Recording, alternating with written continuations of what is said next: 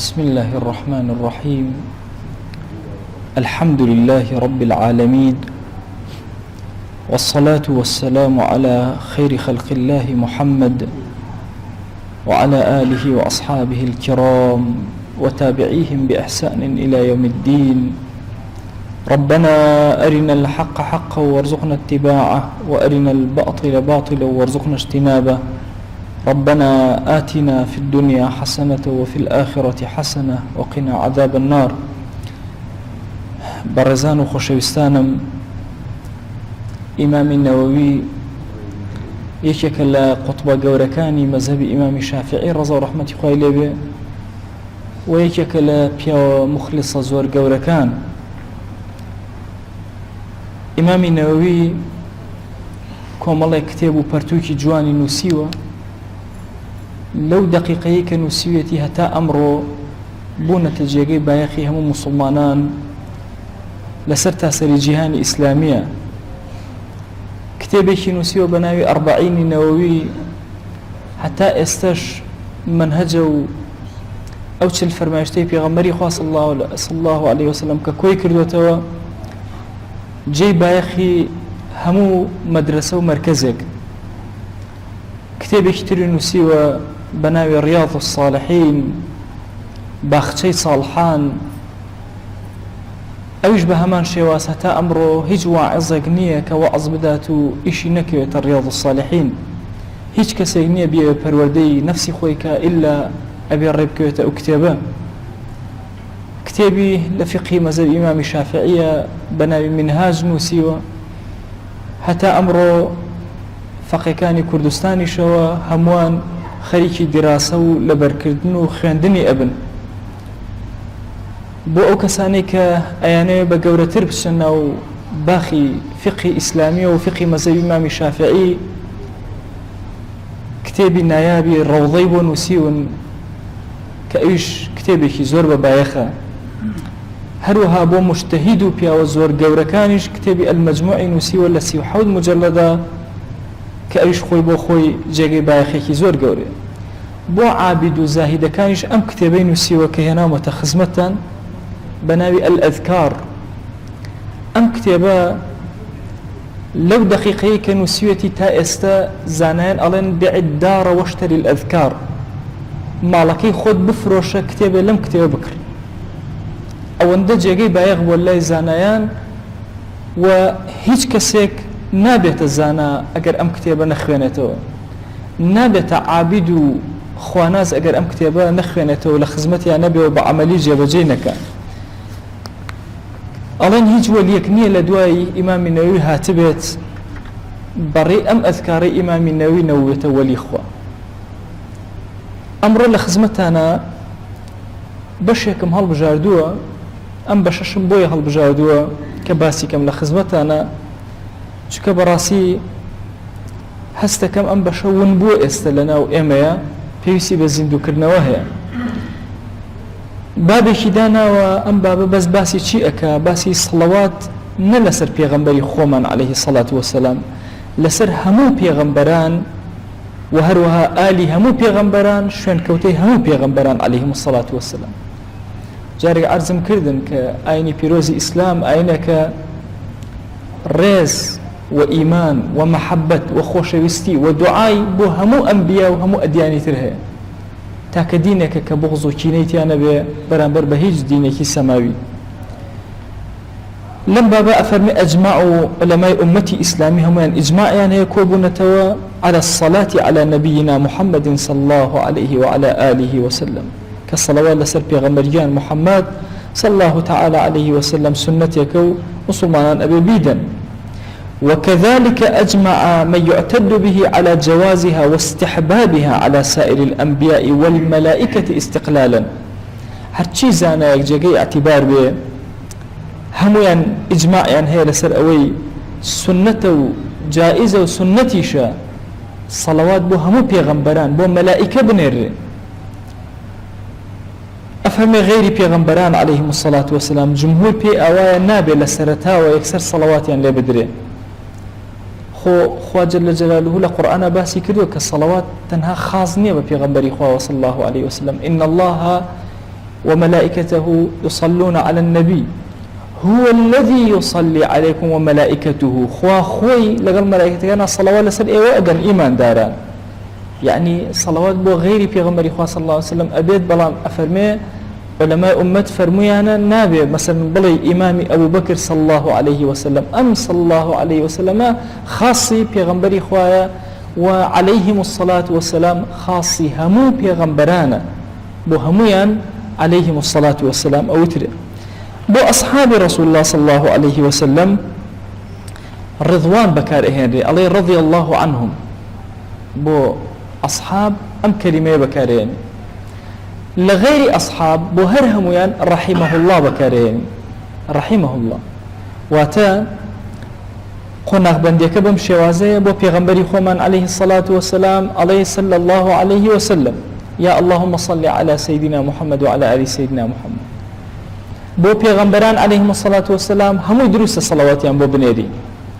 بو أصحابي پیغمبريان صلى الله عليه وسلم رضوانيان بو أنيري رضا ورحمتي خوان بو أنيري بو علماء وأولياء وكبار أمة رحمتي خوان رحمه الله أنيري دو كس أمينك إمام النبي باسي أكا أفرمين لقمان لقل مريم أم دوان النبي نين لقرآن شوارد سورة لقمان سورة مريم هي أفرمين بو أم دوانا أقر بلي رضي الله عنهم كما أقر بلي صلى الله عليه وسلم زورة كالنبي نين چی بو تريبو أم دوانا أفرمين علماء فرميانا سنة بيشنا وكي أوان باسي بيغمبران كي هميشا بونمونا علي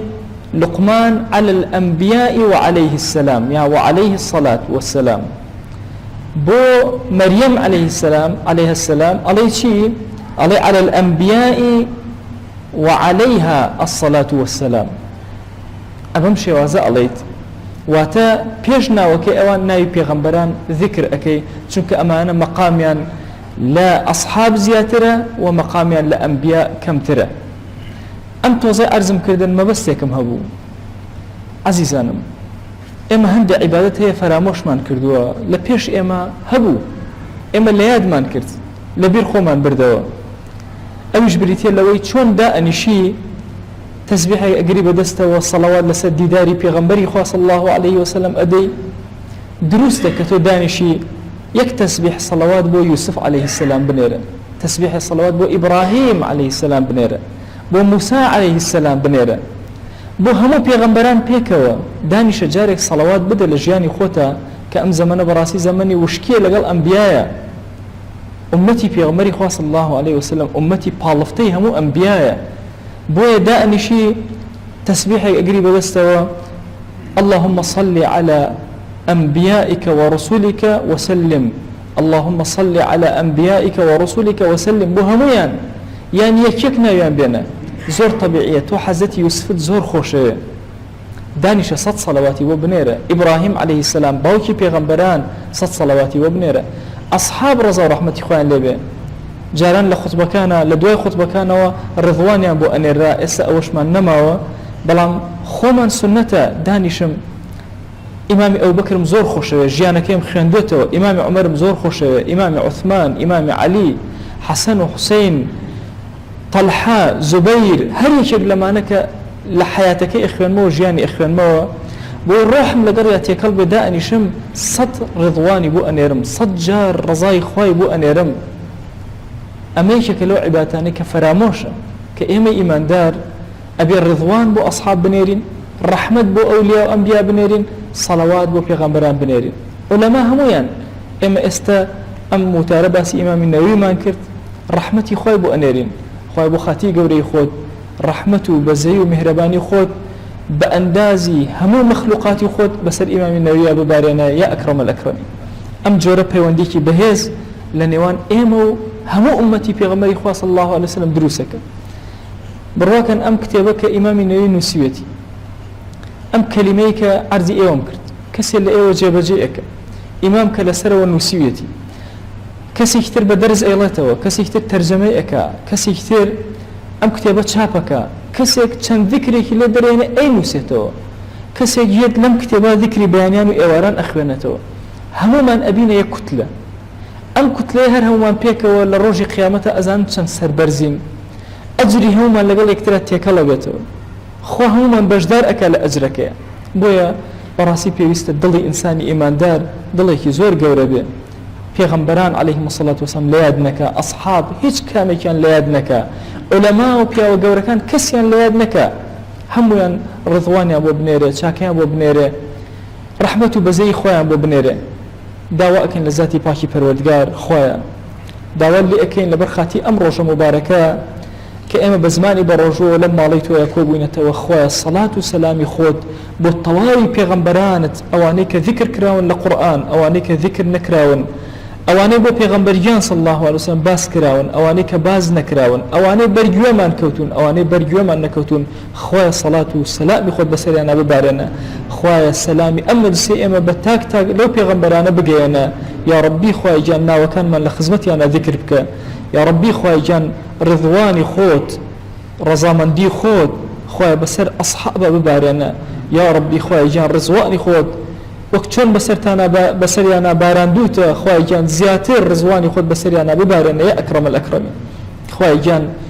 ڕەحمەت و بەزەی خۆت بەسەر تەواوی عولەمای ئومەتی پێغەمبەری خۆی صلی الله علیه وسلم ببارێنە یا ڕەبی خۆی ڕەحمەت و بەزەی خۆت بەسەر تەواوی ئەولیای ئەم ئومەتا ببارێنە یا ڕەبی خۆی گیان داوات لێ ئەکەین هەر کەس خزمەتێکی ئەم دینەی کردووە خۆی ڕەحمەت و بەزەی و میهرەبانی خۆت بەسەریا ببارێنە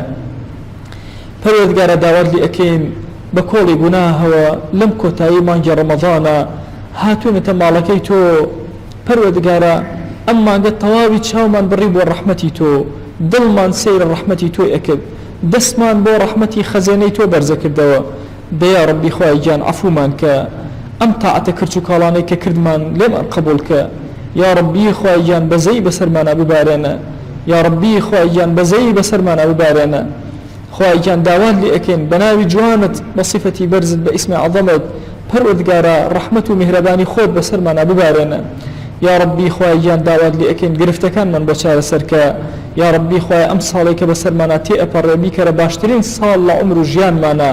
یا ڕەبی پەروەردگارە بمانگێڕە لەو عەبدانەی کە لەم ساڵەیە نوێژێکیان بە جەماعەت نافەوتێ بمانگێڕە لەو عەبدانەی کە لەم ساڵەیە سونەتەکانیان نافەوتێ بمانگێڕە لەو عەبدانەی کە لەم ساڵەیە پەروەردگارە شەوەکانیان زیندوو ئەکەنەوە خۆی داوات لێ ئەکەین بمانگێڕە لەو عەبدانەی کە لەم ساڵەیە بە تەواوی ساڵ کە بەسەرمانە تێئەپەڕێ پەروەردگارە وهامان لێ بکە لە گوناهەکان دوور بین یا ئەکرەم الئەکرەمین یا ڕەبی خۆی لە گوناهی دایک و باوکمان ببورە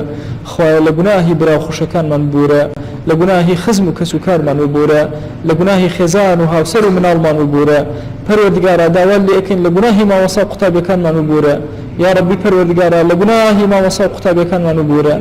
یا ڕەبی خۆی لە گوناهی دراوسەکانمان ببورە لە گوناهی هاوشاریەکانمان ببورە لە گوناهی هاونیشتیمانەکانمان ببورە پەروەردگارە بۆ خاتی گەورەی خۆت لە گوناهی ئومەتی پێغەمبەری خوا صلی الله علیه وسلم ببورە یا ڕەبی خۆیە داوات لێ ئەکەین بە ناوی جوانت بە صیفەتی بەرزت بە ئیسمی عەظەمت خۆیە بەزەی و ڕەحمەت و میهرەبانی خۆت بەسەر گۆڕەکانمانە ببارێنە تو گەورەی خۆت لە گوناهی مردوەکانمان ببورە خۆیە بۆ خاتی گەورەی خۆت لە گوناهی مردوەکانمان ببورە یا ڕەبی خۆیە تۆ خۆت ئەزانی مردوەکان چاوەڕێی دوعایەکی ئێمن یا ڕەبی پەروەردگارە لێت ئەپاڕێنەوە ئەوان فەقیر و تۆ دەوڵەمەند خۆی گیان بە کەڕەمی خۆت بە بەزەی خۆت خۆی عەفویان کرد لە گوناهەکانیان و ئارامی بەسەر گۆڕەکانیانە ببارێنە خۆی بە خاتی گەورەی خۆت ئارامی بەسەر دڵمانە ببارێنە ئارامی بخەرە ناو ماڵەکانمانەوە شەڕ و ئاشوب لە ناو ماڵەکانمانە مەهێڵە فتنە لە ناو ماڵەکانمانە مەهێڵە پەروەردگارە ئارامی بەسەر شارمانە ببارێنە ئارامی بەسەر وڵاتمانە ببارێنە خۆی گیان ئارامی بەسەر گۆڕەکانمانە ببارێنە خۆی گیان ئارامی بەسەر گۆڕەکانمانە ببارێنە یا ڕەبی پەروەردگارە داوات لێ ئەکەین بە ناوی جوانت بە صیفەتی بەرزت بە ئیسمی عەظەمت خۆی گیان تاعەتەکانمان لێ قبول کە یا ئەکرەم الئەکرەمین خۆی بۆ خاتی گەورەی خۆت بەزەی خۆت بەسەرمانە ببارێنە یا ڕەبی خۆی گیان شەرمەردەی بەردەم دیوانی خۆتمان مەکە تەراویحەکانمان لێ قبول کە ختمەکانمان لێ قبول کە ڕۆژوەکانمان لێ قبول کە یا ڕەبی خۆی ذیکر و ئەورادمان لێ قبول کە دەرسەکانمان لێ قبول کە دانیشتنمان لە دەرسەکانە لێ قبول کە یا ڕەبی خۆی گیان داوات لێ ئەکەین ڕەزامەندی بەسەرمانە ببارێنە خۆیە ڕەزامەندی خۆت بەسەرمانە ببارێنە بمانگێڕە لەو عەبدانەی عتقت کردوون لە ئاگر لەم مانگەیە یا ئەکرەم الئەکرەمین یا ڕەبی خۆی گیان داوات لێ ئەکەین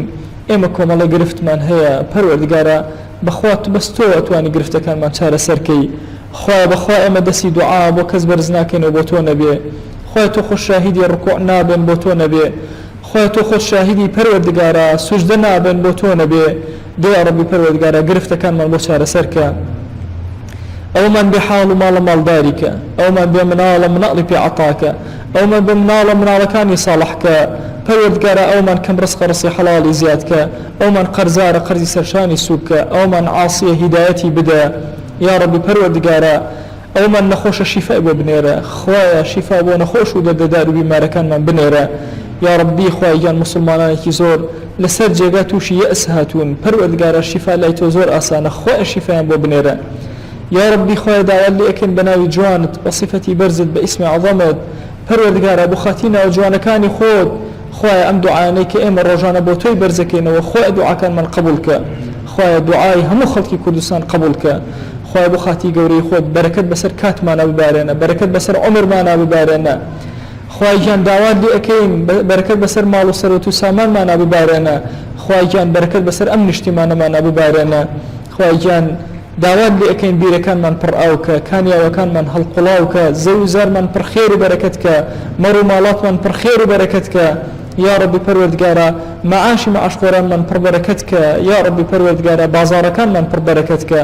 خوای گیان ڕزقی حەڵاڵ لە بازارەکانمانە زیاترکە جوڵەی ناو بازارەکانمان بەهێزترکە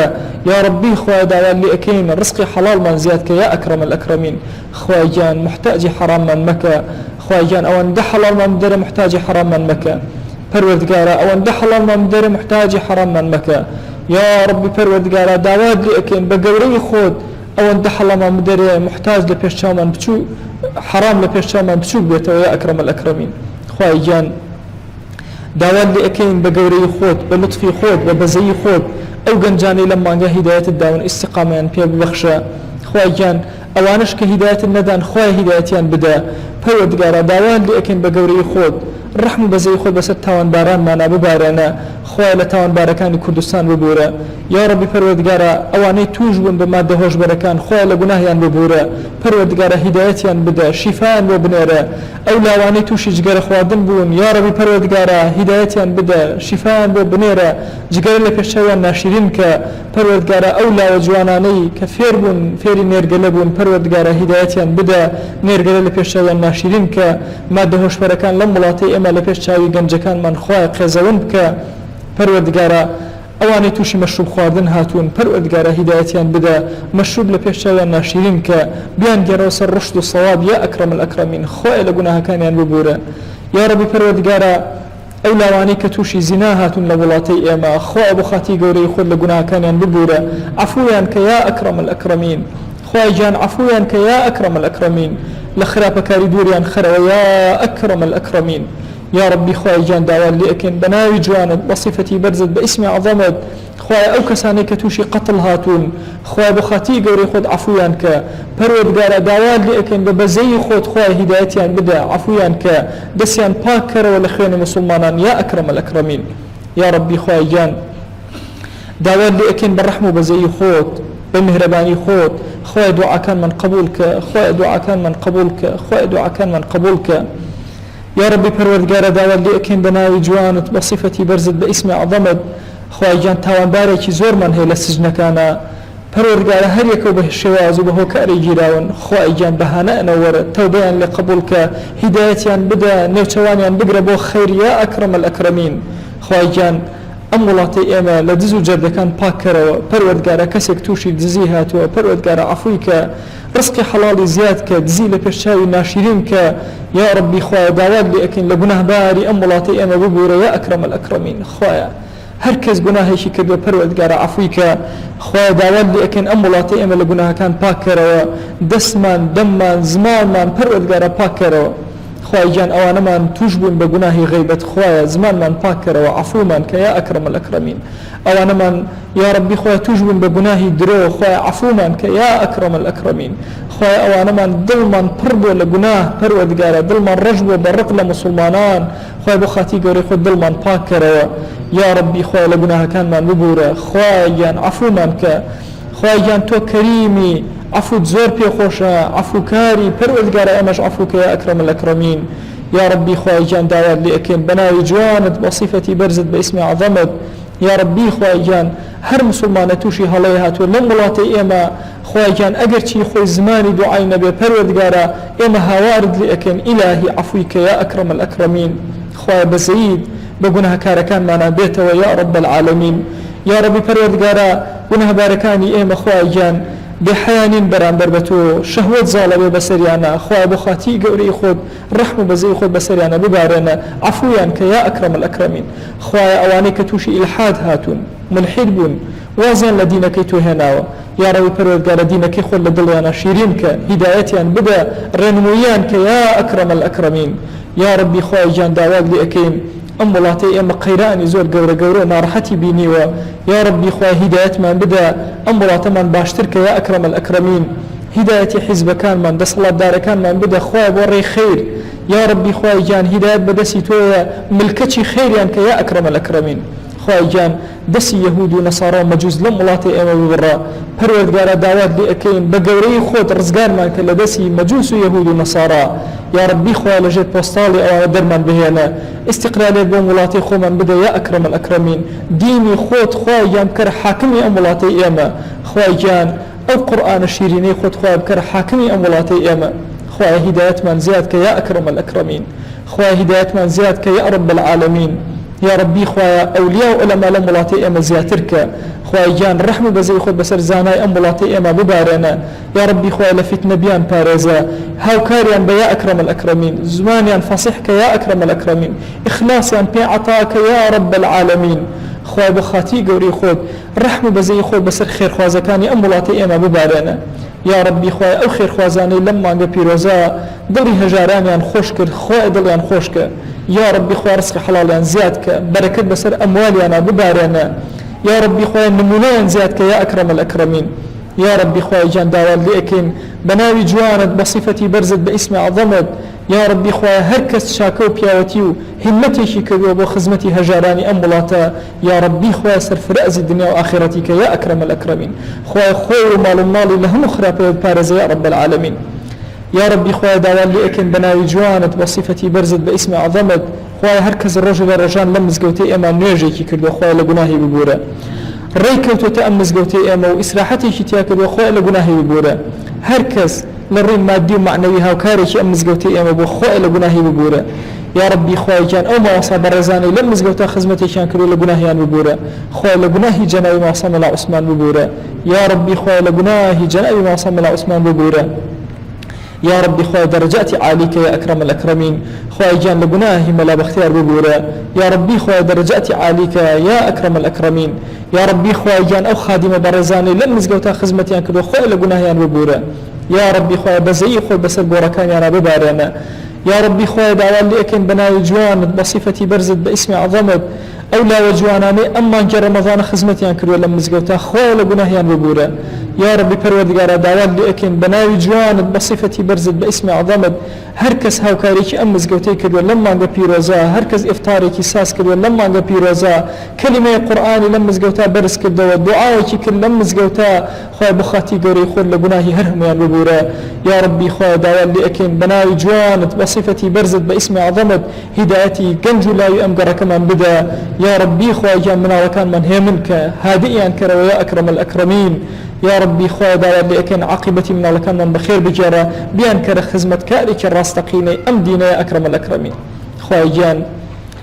لكوتاي دعا كان منا أما الصلاة يخو ما بيغنبري خواه صلى الله عليه وسلم بقيانين خواه بدلوا الروح دعوان لأكين صلاة أمل سيئة بقيانا بالروح بيغنبري خواه صلى الله عليه وسلم خواه جان تاك نأمن لخزمتي بهنا پروردگارا داوان بأكين بقوري خوت خواه جان صلاوي اما بقينا پیغمبري خواه صلى الله عليه وسلم خواه بأمتي او قبول مانك بشوين كوتي او قبول مانك لجر سيبري آلاي او حشر مانك بخزمتي او ديداري دموتاي جوان وبشي او شاد مانك يا ربي خواه جان داوان لأكين هر شاكي او خوش بستمان داوان لأكودي امش داوان لأكين هر خراپێک ئەو خۆشەویستەمان پەنای لێگرتووی پەنای پێگرتووی خۆی پەنای ئێمەش بدەیە ئەکرەم الأكرمين آمين آمين والحمد لله رب العالمين وصلى الله على سيدنا محمد وعلى آله وصحبه وسلم تسليما كثيرا أبدا إلى يوم الدين